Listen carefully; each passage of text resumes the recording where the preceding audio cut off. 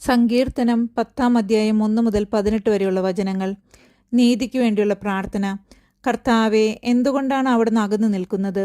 ഞങ്ങളുടെ കഷ്ടകാലത്ത് അവിടുന്ന് മറഞ്ഞിരിക്കുന്നതെന്ത്? ദുഷ്ടർ ഗർവോടെ പാവങ്ങളെ പിന്തുടർന്ന് പീഡിപ്പിക്കുന്നു. അവർ വെച്ച കെണിയിൽ അവർ തന്നെ വീഴട്ടെ. ദുഷ്ടൻ തൻ്റെ ദുരാഗ്രഹങ്ങളെക്കുറിച്ച് വമ്പു പറയുന്നു. അത്യാഗ്രഹി കർത്താവിനെ ശപിച്ചു തള്ളുന്നു. ദുഷ്ടൻ തൻ്റെ അഹങ്കാരത്തള്ളലാൽ അവിടുത്തെ അന്വേഷിക്കുന്നില്ല. ദയമില്ല എന്നാണ് അവൻ്റെ വിചാരം. അവൻ്റെ മാർഗങ്ങൾ എപ്പോഴും വിജയിക്കുന്നു.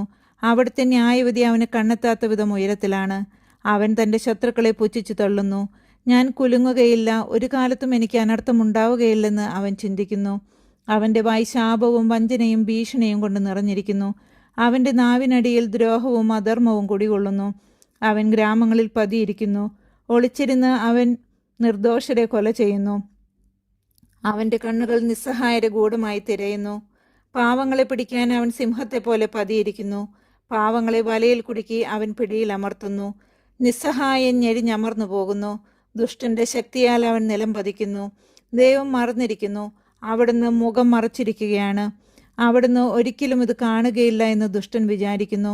കർത്താവെ, ഉണരണമേ. ദൈവമേ, അവിടുന്ന് കരമുയർത്തണമേ. പീഡിതരെ മറക്കരുതേ.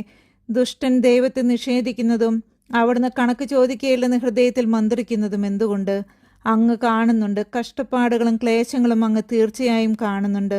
അങ്ങ് അവ ഏറ്റെടുക്കും. നിസ്സഹായൻ തന്നെ അങ്ങേക്ക് സമർപ്പിക്കുന്നു. അനാഥന് അവിടുന്ന് സഹായകനാണല്ലോ.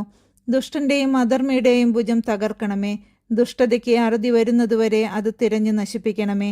കർത്താവ് എന്നേക്കും രാജാവാണ്. ജനതകൾ അവിടുത്തെ ദേശത്തു നിന്ന് അറ്റുപോകും. കർത്താവെ, എളിയവരുടെ അഭിലാഷം അവിടുന്ന് നിറവേറ്റും. അവരുടെ ഹൃദയത്തിന് ധൈര്യം പകരും.